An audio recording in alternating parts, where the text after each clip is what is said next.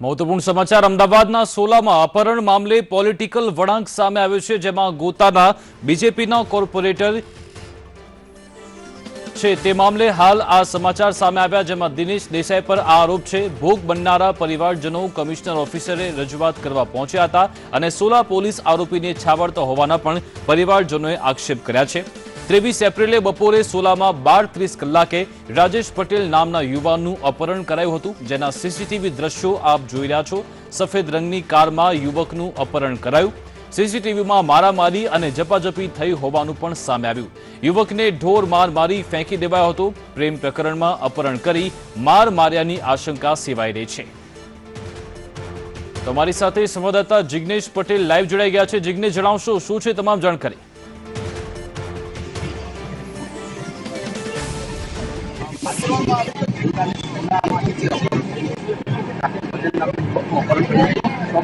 आज पुलिस के योग्य कार्यवाही न होता अधिकारी परिवार जो છે કમિશનર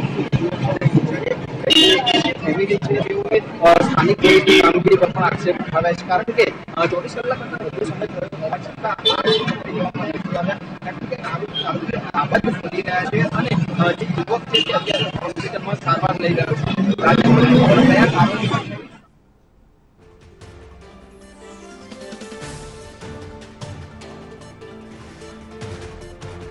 તો સોલામાં અપહરણ કરી જે માર મારવામાં આવ્યો હતો તેના હાલ સીસીટીવી દ્રશ્યો આપ જોઈ રહ્યા છો।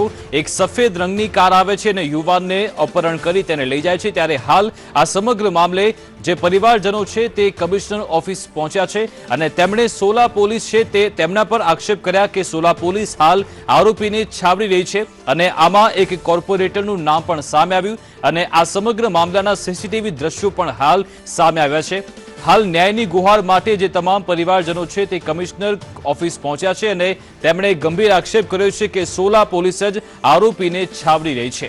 ભોગ બનનારનો પરિવાર હાલ ત્યાં કમિશનર ઓફિસ યથાવત છે અને તે કમિશનરને મળી આ સમગ્ર મામલે વાતચીત કરશે। મહત્વપૂર્ણ છે કે યુવાનનું જે અપહરણ થયું હતું તેના સીસીટીવી દ્રશ્યો એક્સક્લુઝિવ આપ સંદેશ ન્યૂઝના સ્ક્રીન પર જોઈ રહ્યા છો, જેમાં એક સફેદ રંગની કાર આવે છે।